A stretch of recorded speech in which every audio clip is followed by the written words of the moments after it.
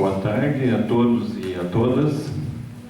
Gostaria inicialmente de pedir desculpa porque o material assim não está muito bem organizado, né, dada a nossa condição de trabalho nas escolas, né, principalmente com o corte da hora de atividade, redução desde o ano passado, tá bastante difícil da gente sobrar tempo fora do nosso ambiente de trabalho, né? Então não consegui organizar bem assim a minha exposição aqui, né?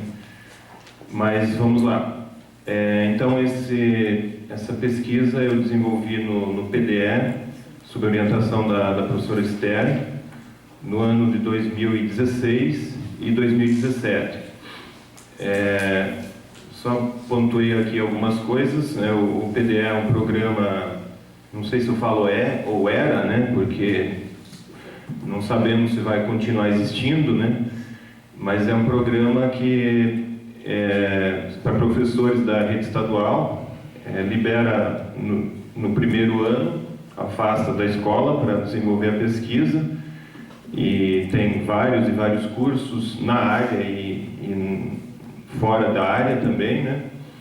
E no segundo ano você aplica na escola com uma ou duas turmas de alunos, alguns aplicam com professores e assim por diante, né? Você desenvolve o projeto, aí do projeto você desenvolve uma produção didática para ser desenvolvida geralmente com estudantes, e também no segundo ano a gente volta para a escola com 75% da carga horária, né?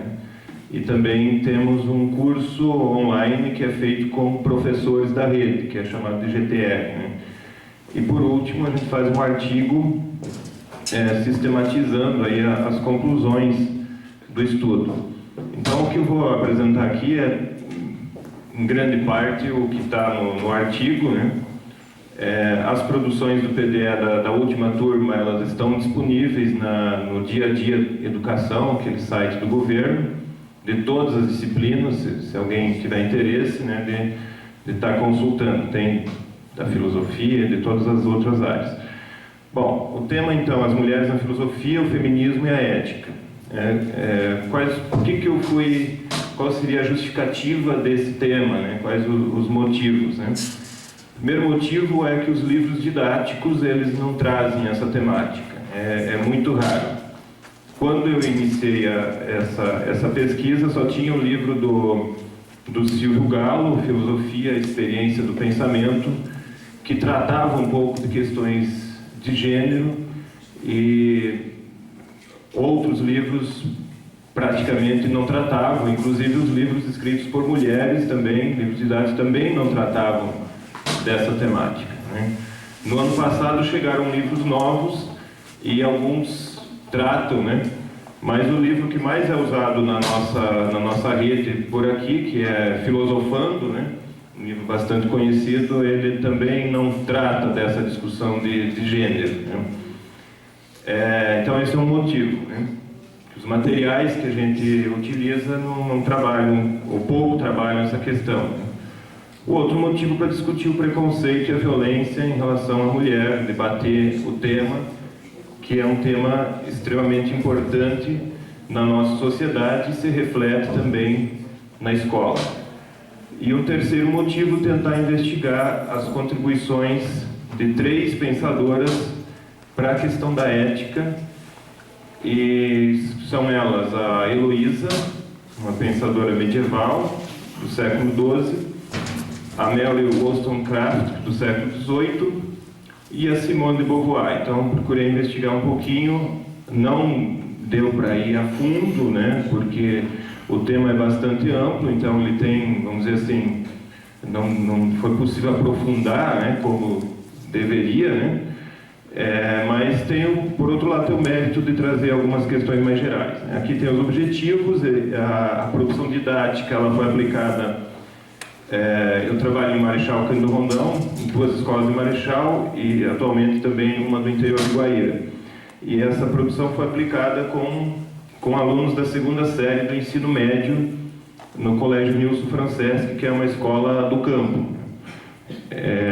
Bem, Aqui tem o problema de pesquisa aí, é bastante amplo, né? Investigar aí quais as contribuições dessas três autoras para a reivindicação da igualdade de direitos entre homens e mulheres, em que medida elas apresentaram propostas diferentes dos filósofos, quais as contribuições para o tema da ética, se está presente uma ética do ponto de vista feminino e o que se modifica na perspectiva de uma ética feminina. Então, é bastante ampla a problemática aqui. Não sei se eu consegui dar conta de todas essas questões. Eu acho que na produção didática ficou faltando um pouquinho, mas depois, retomando no artigo, deu para retomar algumas coisas e rediscutir. No início, quando eu estava elaborando o projeto, seriam 5 filósofas, né? Também estava presente a Alexandra Kollontai e a Nell Noggins, que trabalha o tema da ética do cuidado. Mas aí eu vi que eu não ia dar conta e propus para a Esther para a gente tirar fora e reduzir um pouco, né, a abordagem aí. Bom, a produção didática ela foi desenvolvida em 4 unidades, né? Uma primeira, assim, uma abordagem geral sobre o tema, as mulheres na filosofia, o feminismo e a ética, e discutindo com os alunos uma problematização do machismo, o que é o feminismo, e introduzindo um pouco a temática da ética. Nas outras 3 unidades foi trabalhado cada uma das filósofas especificamente, a Heloísa, a Mary e a Simone de Beauvoir. A metodologia que foi utilizada, ou ao menos que eu tentei utilizar, foi a metodologia das diretrizes curriculares, né, que é aquela dos 4 passos do ensino de filosofia, né? Sensibilização ou mobilização, investigação, criação de problematização, investigação e criação de conceitos. E os recursos tem ali, a gente utilizou bastante recursos, bastante pequenos vídeos, músicas, tirinhas, algumas coisas de pequenas apresentações teatrais com os alunos. Foi um total de 40 horas essa implementação, foi um semestre inteiro, né, trabalhado com os estudantes nessa temática. Bom, aí eu vou trazer um pouco algumas questões mais teóricas e lá no final eu vou retomar um pouquinho, se der tempo, né, porque é bastante amplo aqui o que eu tenho, retomar um pouquinho quais os resultados, vamos dizer assim, dessa implementação, né? Então, uma questão é a diferença entre sexo e gênero, né, que tradicionalmente se considera geralmente a Simone de Beauvoir como sendo o pontapé inicial dessa discussão, mas eu vou resgatar um pouquinho lá depois que a Mary, lá no século XVIII, já trazia isso, não de maneira tão explícita, né? A discussão sobre o feminismo, né, que não é uma discussão só sobre igualdade, mas acho que um pouco do que já foi falado de manhã, né, mas também a questão da diferença, né, que a ideia de que as mulheres não querem ser iguais a nós, homens, em tudo, mas o respeito à diferença. E também isso nós podemos ver na legislação até certo ponto hoje, né? Se existe diferença no tempo de aposentadoria entre homens e mulheres, por enquanto ainda existe, né? Não sabemos até quando, né? Isso é um exemplo na legislação dessa abordagem diferenciada em relação à mulher, né? É claro que isso não contempla tudo, mas é só para exemplificar de que é necessário também essa abordagem sobre a diferença. E essa discussão da diferença no feminismo, ela começa principalmente a partir dos anos 60. Tem uma autora espanhola chamada Alicia Puleu, né? Tem um artigo que ela trata bem interessante, faz uma síntese interessante do feminismo. Ela vai discutir que são 4 linhas de pesquisa, vamos dizer assim, 4 tipos de trabalho na perspectiva de gênero na filosofia. Um olhar crítico sobre o discurso oficial, tentando desconstruir alguns filósofos clássicos, não desmerecendo, mas olhando esses filósofos numa perspectiva de gênero. né? Outro tipo de pesquisa, recuperar textos que não sejam sexistas, né? Sejam de homens ou de mulheres na história da filosofia. O terceiro tipo de pesquisa é o reconhecimento das filósofas, que por muito tempo ficaram esquecidas, como se elas não existissem, né? Mas trazer essas filósofas e as suas contribuições. No caso da pesquisa que eu fiz no PDE, esse foi o foco, assim, o tema mais forte, né? E o debate no interior do feminismo, né? Que daí entra nas polêmicas das várias correntes aí. Bom, um tema que entra então, que eu tratei tanto no material didático como no artigo final aí, é a questão da ética na perspectiva feminina. Tem uma autora que usei bastante, que é também uma portuguesa, a Ferreira, escreveu As Mulheres na Filosofia, e ela vai falar de várias contribuições do feminismo para a questão ética, né? E de outros campos também na filosofia, né? Mas como aqui o foco é a questão ética, né? E um exemplo disso é se é possível falar de uma moral masculina e de uma moral feminina. E ela vai concordar com essa discussão, vai ver com bons olhos isso, e utiliza muito uma psicóloga norte-americana chamada Carol Gilligan, que foi aluna do Kohlberg, né, e fez algumas críticas a ele também, né? Fez pesquisa com mulheres confrontadas com a questão do aborto, e ela vai dizer que existe sim diferença entre uma moral masculina e uma moral feminina. Que a moral masculina seria mais imparcial, objetiva e guiada por princípios, e a moral masculina, ou supostamente imparcial, né? E a moral feminina seria mais voltada para as questões concretas, para a responsabilidade mais imediata. Ela queria investigar por que as mulheres não iam muito bem naquela classificação do Kohlberg lá, que tem 3 níveis de moralidade e 6 princípios. E ela chega à conclusão que o problema não era as mulheres, o problema era a metodologia que o Kohlberg utilizou, que era, em última análise, uma moral centrada no modelo masculino de princípios e objetividade, e que as mulheres raciocinam moralmente de outro modo, né? Mais voltado para questões concretas. Essas são algumas das conclusões dela. E uma autora também que eu utilizei foi uma brasileira, Maria da Penha Carvalho, que vai defender a ideia de uma feminização da sociedade, né?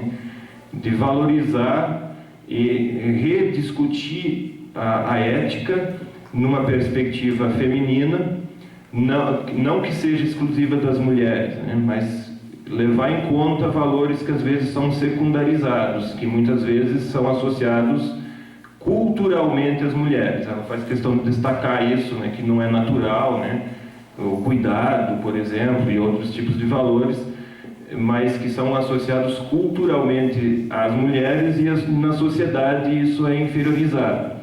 E ela propõe inverter esse tipo de coisa.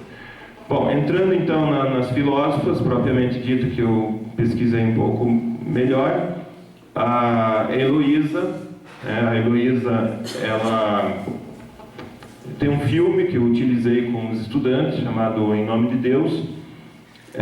No início foi até engraçado, eu botei o filme e os alunos... legendado! Ih, já começou, né? Mas de repente apareceram algumas cenas de sexo no filme, daí todos se interessaram, e no final o trabalho foi bem produtivo com esse filme, né? O debate sobre o filme. Ele retrata a vida da Heloísa e do Abelardo, né? Então utilizei esse filme, utilizei alguns textos que eu tinha elaborado também, e fragmentos das cartas, né? São 5 cartas principais, né, entre Abelardo e Heloísa. Tem outras também, mas essas são as mais importantes. Eu utilizei alguns fragmentos dessas cartas. Então a Heloísa, ela era aluna do Abelardo, mas desde antes de ser aluna ela já se destacava como uma mulher muito inteligente para a época. Tinha passado tempo num convento, enfim, e extremamente inteligente e alguns autores afirmam que ela superou todas as mulheres do seu tempo. Nessas aulas particulares que ela tinha, eles se encantaram, tiveram um relacionamento, e a Heloísa engravidou, e aí o Abelardo, ela estava na casa do tio dela, Fulberto, e o Abelardo estava acampado lá também, isso em Paris, né? Na época era um centro, era e continua sendo, mas era o principal centro cultural e filosófico do mundo, podemos dizer assim, né? De certo modo, né? E aí o Abelardo propôs que eles se casassem secretamente, porque na época tinha aquela ideia de que um filósofo tinha que se abster de sexo, né? Tinha que ser continente, né?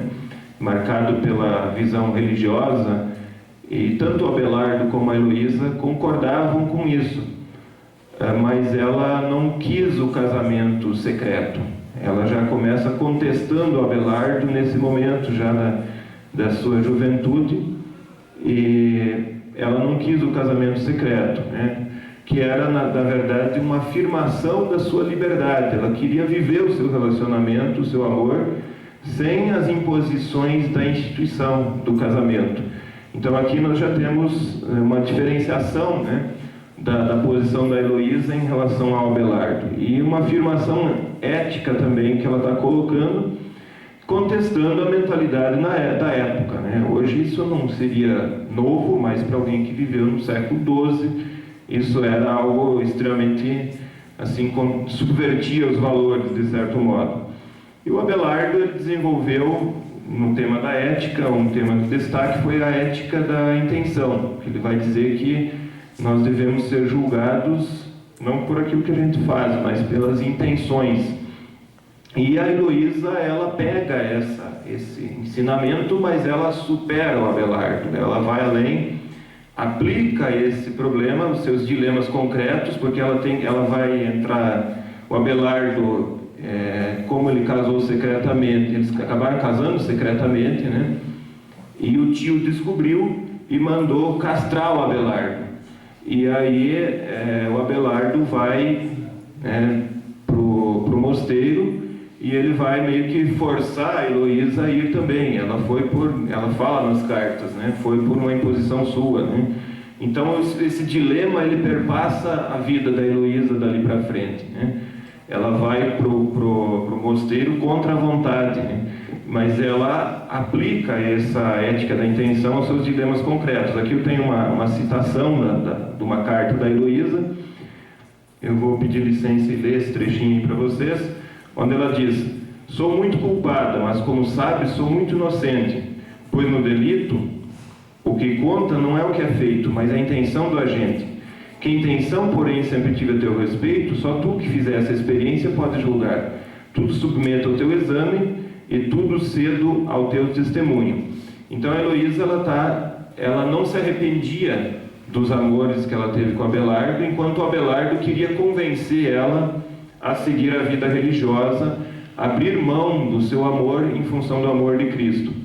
E aí ela vai rompendo com isso, as cartas aparecem bem esse dilema aí, essa divergência de posicionamento, e a Heloísa então defende o prazer, questiona o amor a Deus, porque ela foi para o convento obrigada, e afirma o amor imanente, o amor que ela sentia por Abelardo e não por Cristo ou por Deus, né? Isso era, vamos dizer assim, de certo modo até revolucionário para aquela época. Bem, estou acelerando aqui, que já estou me avisando do tempo. Outra autora que eu trabalhei um pouquinho foi a Mary Wollstonecraft. Ela é uma autora do século XVIII. Ela viveu pouco, apenas 38 anos, mas inclusive morreu no parto, logo depois do nascimento das complicações, né, relacionadas ao parto, logo depois do nascimento da segunda filha. E ela já teve, desde a infância, o pai maltratava a mãe, ela já tinha esse tipo de convivência em casa, mas apesar de ter vivido pouco, ela escreveu muitos textos, várias obras. A que eu estudei foi uma das que acho que uma das mais importantes, a Reivindicação dos Direitos das Mulheres, escrita em 1792. E ela é considerada uma precursora do feminismo, mesmo antes de existir oficialmente o movimento feminista, né, que é do século XIX. E uma das questões que ela vai dizer é que ela vai defender, então, a igualdade entre homens e mulheres, e diz que isso não existia na sociedade por conta da educação, principalmente, que era uma educação onde a mulher era educada apenas para a sensibilidade e não para exercitar o entendimento, exercitar a razão. Ela critica muito Rousseau, principalmente quando Rousseau vai dizer que a mulher deve ser educada em função do homem, né, para servir o homem, enfim, né, e assim por diante. Ela faz uma crítica bastante ferrenha ao Rousseau. E vai defender, em vários momentos nessa obra, a ideia de que a mulher tem que ser educada para a racionalidade, tem que exercer as mesmas funções que os homens, que a mulher, ela vai defender também a mulher no parlamento, uma coisa que até hoje está se discutindo, né? Na época nem direito de voto existia ainda para as mulheres. E ela vai, assim, ter uma influência, percebe-se ali uma influência do Kant, né, assim, nessa ideia de sair da menoridade, né, e uma influência da Revolução Francesa também, que ela presenciou naquele momento. Ela chegou aí na França e acompanhar um pouco a Revolução Francesa, mas onde foi escrito lá a Declaração de Direitos do Homem e do Cidadão, e a mulher ficou de fora, né? E a Wollstonecraft, ela vai ter essa influência e tentar resgatar também. E aí, voltando a uma questão que eu coloquei lá no começo, a discussão entre sexo e gênero, né? A Wollstonecraft é considerada uma das primeiras, se não a primeira, a colocar essa discussão. Não nesses termos, né, porque esses conceitos não existiam ainda. Mas ela vai, aqui a gente pode ver, eu vou pedir licença novamente para ler esse pedacinho, aqui ela também faz uma crítica ao Rousseau. Quanto às observações de Rousseau, as quais desde então têm sido ecoadas por vários escritores, de que elas naturalmente têm, provenientes de seus nascimentos, independente da educação, um carinho pelas bonecas, vestimentas e conversas, elas são tão pueris a ponto de não merecerem uma refutação séria. Meninas e meninos, resumidamente, brincariam inofensivamente juntos se a distinção do sexo não fosse inculcada muito antes da natureza fazer qualquer diferenciação. Então aqui ela coloca essa questão de que isso é uma construção cultural. Não é natural a menina brincar de boneca, não é natural o trabalho, brinquedo com objetos domésticos. Ela já está discutindo isso. Essa obra também tem uma preocupação com construir um novo modelo educativo, né? Bom, a ética aparece aí como, né? Na ideia de libertação da mulher, defesa da igualdade de direitos, na ênfase da valorização da razão, do entendimento, e ela também é precursora de uma ética do cuidado, no sentido de que aí uma coisa que para nós hoje é um pouco complicado, mas a Melry dizia que a função de educar os filhos era da mulher, que a mulher deveria ter todo o preparo para isso, inclusive o preparo na questão de saúde e tal. Mas isso para nós hoje não soa muito bem, né?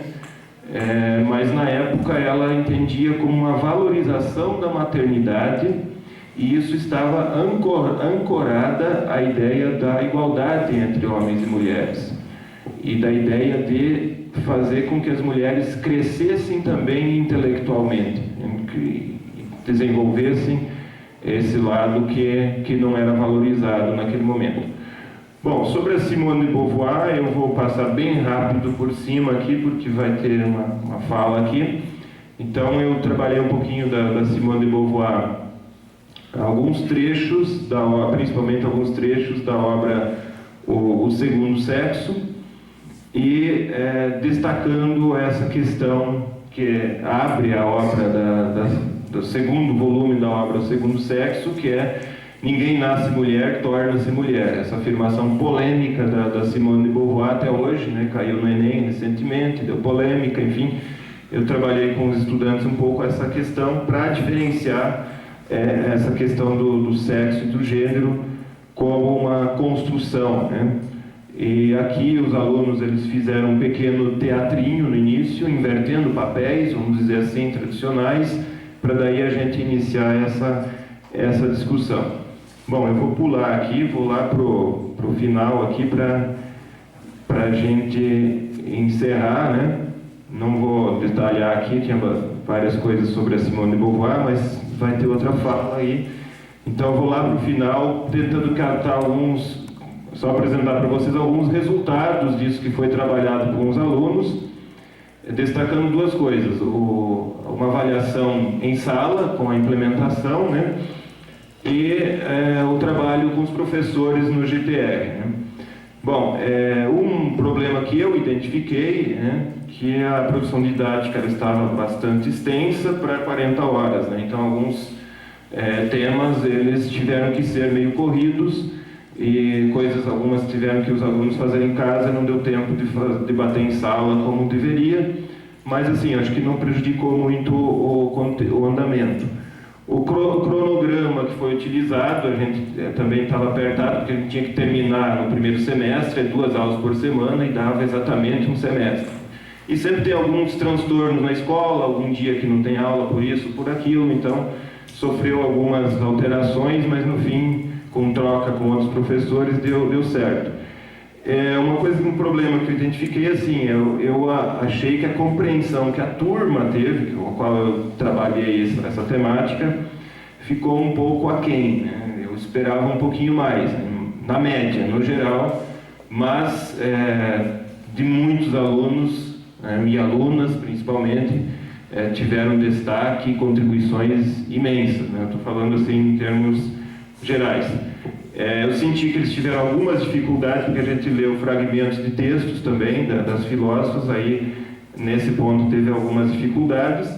Algumas atividades teve um ótimo envolvimento da turma e outras nem tanto. A avaliação dos alunos também foi feita, né? Eles avaliaram que o tema foi importante, contribuiu para questionar preconceitos, que é um assunto complexo, mas que a metodologia foi bem diversificada e assim por diante. E por último, as considerações do GTR, que é aquele trabalho que foi feito com professores no grupo de trabalho em rede. E aí eu achei assim que até foi mais significativo, né? Teve muitas contribuições das professoras e professores que fizeram o GTR, trazendo materiais novos, vídeos, textos, artigos e discussões, trazendo a discussão colocando o problema do machismo nas escolas, tanto da parte entre os alunos como da parte dos educadores, e teve então várias contribuições, inclusive com possibilidades de pesquisa que muitos professores colocaram nesse grupo, que estavam pensando em desenvolver mais ou menos relacionado a essa temática. Eu acho que nesse ponto foi bem positivo. É isso, já passei do tempo aí, desculpa.